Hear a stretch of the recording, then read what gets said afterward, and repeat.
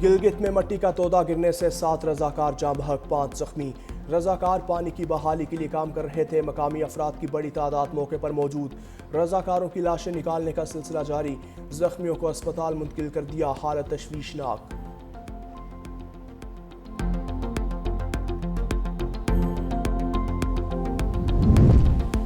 गजा में इसराइल के वहशियाना हमले तेज। अल शिफा अस्पताल के बाहर सहाफ़ियों के खेमे पर बमबारी।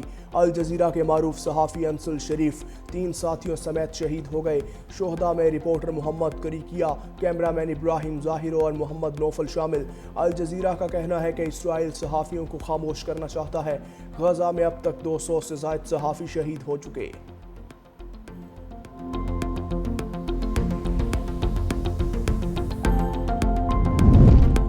कराची में डंपर हादसे की तहकीकात के लिए 4 रुकनी तहकीकाती टीम तश्कील। DIG west zone Irfan Ali Baloch सरबराह होंगे। तहकीकाती टीम डंपर जलाने में मुलविस मुल्जिमान की शनाख्त और गिरफ्तारी के लिए इकदाम करेगी।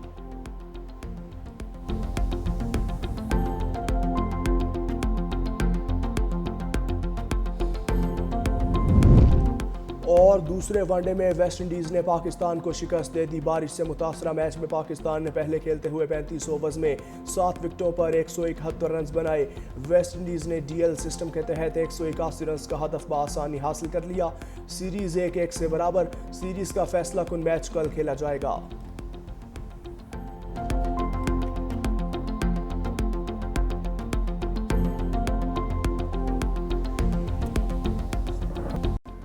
तूफान और सैलाब भी इल्म की शमा को नहीं बुझा सके। सैलाब से मुतासरा तालिब इल्म की मैट्रिक में पोजीशन। वज़ीर आज़म शहबाज शरीफ से मुलाकात। बलूचिस्तान के तालिब इल्म इकरामुल्लाह काकड़ ने रावलपिंडी बोर्ड में 3री पोजीशन हासिल की है। वज़ीर आज़म ने बलोच तालिब इल्म का वज़ीर आज़म हाउस में खैर मकदम किया। कहा इकरामुल्लाह काकड़ का ख़ानदान सैलाब से शदीद मुतासिर था। 2022 में दौरा कला सैफुल्लाह के दौरान इकरामुल्लाह से इमदादी खैमे में मुलाकात हुई।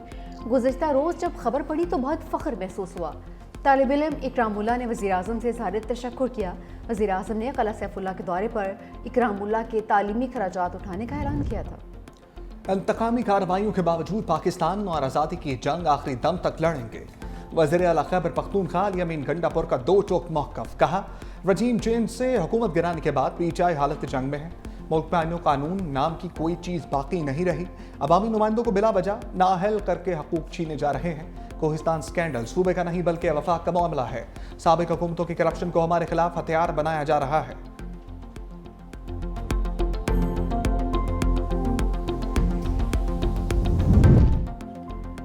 इस वक्त तमाम फैसले अमलन इंतजामिया के दबाव पर हो रहे हैं। असफ कैसर की मीडिया से गुफ्तगू। कहा केसेस मेरिट पर सुने जाएं तो मुकदमात में कुछ नहीं रखा है। मुझे खदशा है मुल्क एक शदीद इनाकी की जानिब जा रहा है।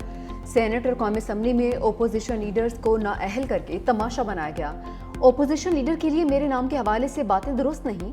27वीं तरमीम का शोशा छोड़ा जा रहा है। इसके खिलाफ वकला तहरीक चला रहे हैं। बाजवा की मुद्दत मुलाजमत में तोसी पर कौम से माफ़ी मांग ली। वज़ीर इत्तलात अताउल्लाह ताड़त ने असद कैसर की प्रेस कॉन्फ्रेंस को गुमराहकुन और हक़ाइक़ के मुनाफी करार दे दिया।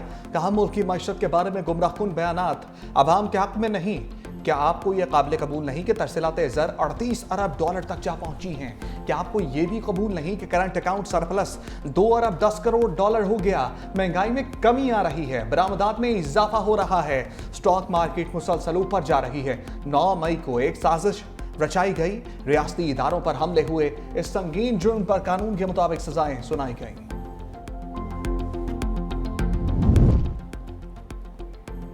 मोदी के बुरे दिन चलने लगे। सिफारती नाकामी के बाद अपोजिशन की जानिब से इंतखाबात में धांधली के संगीन इल्जामात। BJP सरकार की मुश्किलात मजीद बढ़ गईं। पाकिस्तान के साथ जंगबंदी और अमरीका से सिफारती सर्दमोहरी भी मोदी के लिए इम्तिहान बन गई। बैनुल-अक़वामी खबर एजेंसी रॉयटर्स ने मोदी के मौजूदा दौरे इक़्तिदार को मुश्किल तरीन वक्त करार दे दिया। आइंदा हफ्तों में चीन और रूस का दौरा मतवक्के। भारतीय वज़ीर-ए-आज़म के लिए कड़ा इम्तिहान। बिहार के रियासती इंतखाबात में मुमकिन शिकस्त मोदी सरकार के ताबूत में आखिरी कील साबित हो सकती है। पाकिस्तान ने, पाकिस्तानी अफवाज ने, पाकिस्तानी फोर्सेस ने, पूरी कौम ने मिलकर भारत को इबरतनाक शिकस्त दी है। और उस इबरतनाक शिकस्त जो भारत को पूरी पाकिस्तानी कौम ने दिए, उसके आफ्टर इफेक्ट्स आज दिन तक भारत उस स्टेट ऑफ शॉक से नहीं निकल सकी है। कल उनका एक एयरफोर्स चीफ जो है पैदा हो गया अचानक कि जी हमने भी गिराए। उनके मुल्क में इतना उनके ऊपर लानताना हुआ, इतना उनको मोदी हुकूमत को, इंडियन आर्मी को, इंडियन एयरफोर्स को लोगों ने जिस तरह क्रिटिसाइज किया है भारत में बैठकर भारतीयों ने, अब अपनी फेस सेविंग के लिए कहने जी हमने ये भी कर दिया, हमने वो भी कर दिया। पाकिस्तान ने हालिया जंग में भारत को बिरतनाक शिकस्त दी। भारतीय चीफ का बयान फेस सेविंग की कोशिश है। सीनियर वज़ीर सिंध शर्जील मेमन की नेशनल स्टेडियम में मीडिया से गुफ्तगू कहा, पाकिस्तान के हाथों शिकस्त के बाद भारतीय रहनुमा अपने अवाम को मुंह दिखाने के काबिल नहीं रहे।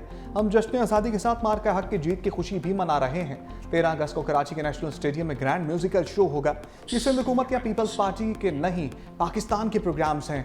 शर्जील मेमन ने नेशनल स्टेडियम में यौम आज़ादी ग्रैंड म्यूजिकल शो के इंतजाम का भी जायजा लिया।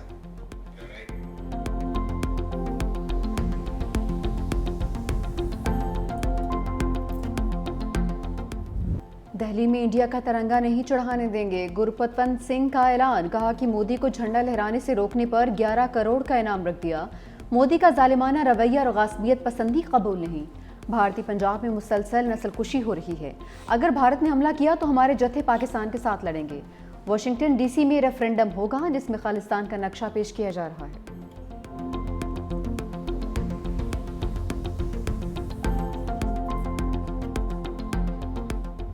सखर में मार्के हक और यौम आज़ादी की रंगारंग तकरीब। सिंध हुकूमत का जिना म्यूनसिपल ग्राउंड में शानदार ग्रैंड म्यूजिक शो। राहत फ़तेह अली खान समेत दीगर फनकारों की शानदार परफॉर्मेंस। बिलाल सईद, आसिम अजहर, यंगस्टर्स, सनम मारवी ने भी आवाज़ का जादू जगाया। हाजरीन झूम झूम उठे। वज़ीर तवानाई नासिर हुसैन शाह की भी शिरकत। म्यूजिक शो देखने अवाम की बड़ी तादाद उमड़ आई। हैदराबाद में भी मार्के हक और यौम आज़ादी पर म्यूजिक शो। अली जफर ने आवाज़ का जादू जगाया। ए वतन प्यारे वतन, जश्न आज़ादी तकरीबात जोश व खरोश से जारी। कराची में साहले समुंदर पर मिनी मैराथन। मोहम्मद सज्जाद और महानूर की पहली पोजीशन। लाहौर में ख़वातीन की साइकिल रैली, बड़ी तादाद में साइकिलिस्ट की शिरकत। आज़ाद कश्मीर के शहर बाग और डेरा इस्माइल खान में भी साइकिल रैलियाँ।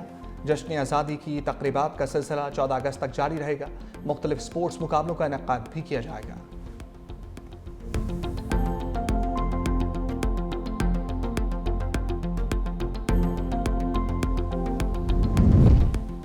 गिलगित बल्तिस्तान का जिला हुंजा में शिशपेर ग्लेशियर एक बार फिर से पिघलने लगा। हसनाबाद की आबादी मुसलसल कटाव की जद में आ गई। पानी के बड़े रैले से चीन को पाकिस्तान से मिलाने वाली मरकजी शाहराह कराक्रम का हिस्सा बह गया।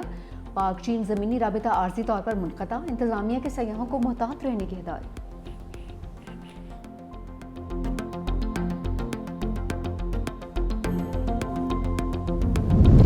लाहौर में बादलों की गरज बरस, कहीं हल्की कहीं तेज बारिश। मौसम खुशगवार। गुजरांवाला में भी बादल बरस पड़े। गर्मी का जोर टूट गया।